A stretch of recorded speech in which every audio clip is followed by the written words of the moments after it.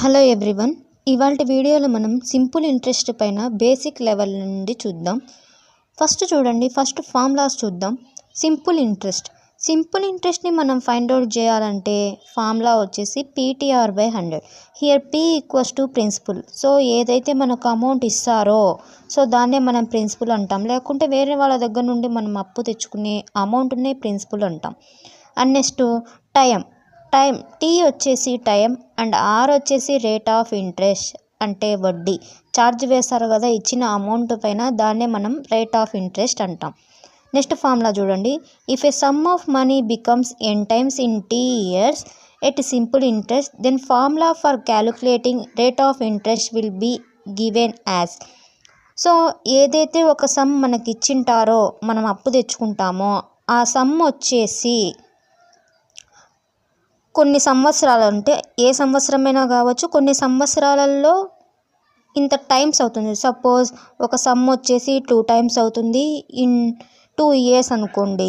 So అప్పుడు అది కూడా సింపుల్ ఇంట్రెస్ట్ తెచ్చుకుంటాం కదా. సో అప్పుడు మనకి రేట్ ఆఫ్ ఇంట్రెస్ట్ క్యాలిక్యులేట్ చేయమని ఇచ్చినప్పుడు so R equal to 100 into n-1/t percentage. So R వచ్చేసి మనం ఎలా క్యాలిక్యులేట్ చేస్తామంటే ఈ కండిషన్లో 100 into n-1/t percentage.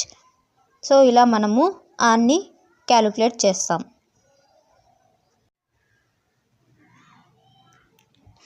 Next formula చూడండి. If a sum of money at a certain rate of interest becomes n times in T1 years and m times in T2 years, then formula for T2 will be given as. అంటే ఏంటంటే ఇప్పుడు మనం ఏదైతే అప్పు తెచ్చుకుంటామో ఆ అప్పు వచ్చేసి but అక్కడ మనకి ఆ ప్రిన్సిపల్ వాల్యూ ఇవ్వరు అండ్ రేట్ ఆఫ్ ఇంట్రెస్ట్ కూడా ఇవ్వరు. బట్ ఆ సమ్ వచ్చేసి n టైమ్స్ అవుతుంది in T1 years and m times అవుతుంది ఇన్ T2 years అని ఇచ్చినప్పుడు T2 ఇక్కడ ఇయ్యరు. మనం T2 ఫైండ్ అవుట్ చేయాలంటే ఫార్ములా ఏంటంటే T2 equals to m-1/n-1 into T1. Next formula చూడండి. If a sum of money in a certain time becomes n times at R1 rate of interest and m times at R2 will be given as. So ఏదైనా ఒక sum, ఆ sum ఇవ్వరు, మనకు time ఇవ్వరు, but ఆ some అనేది n times అవుతుంది R1 rate of ఇంట్రెస్ట్తో అండ్ m టైమ్స్ అవుతుంది R2 రేట్ ఆఫ్ ఇంట్రెస్ట్తో అని ఇచ్చినప్పుడు R2 ఇవ్వరు.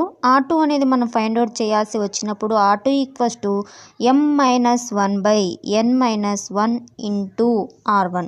సో ఇక్కడ మనము R2 వాల్యూ ఇలా మనం ఫైండ్ అవుట్ చేస్తాం. నెక్స్ట్ ఫార్ములా చూడండి. If a certain some P in a certain time amounts to A1 at the rate of R1% and the same sum amounts to A2 at the rate of R2%, then P equals to and T equals to అని ఇచ్చారు. First దీని meaning మనం తెలుసుకుంటే so ఏంటంటే ఇచ్చిన ఈ ఫార్ములాకి meaning వచ్చేసి ఒక సమ్, ఆ సమ్ ఏదో మనకు తెలియదు బట్ టైం కూడా మనకు తెలియదు. సో బట్ ఆ సమ్ వచ్చేసి A1 అమౌంట్ అవుతుంది ఎట్ R1 రేట్ ఆఫ్ ఇంట్రెస్ట్తో అండ్ ద సేమ్ సమ్ వచ్చేసి A2 అవుతుంది ఎప్పుడు R2 రేట్ ఆఫ్ ఇంట్రెస్ట్తో. అప్పుడు మనకి ప్రిన్సిపల్ వాల్యూ అండ్ టైం తెలుసుకోవాలంటే ఫార్ములా వచ్చేసి P equals to A2R1 minus A1R2/R1 minus R2 and T వచ్చేసి A1 minus A2/A2R1 minus A1R2 into 100. Next చూడండి. If a certain sum at a certain rate of interest amounts to A1 at the time T1 and the same sum amounts to A2 at the time T2, then principal equals to A2T1 minus A1T2 by T1 minus T2 and R equals to A1 minus A2 by A2T1 minus A1T2 into 100.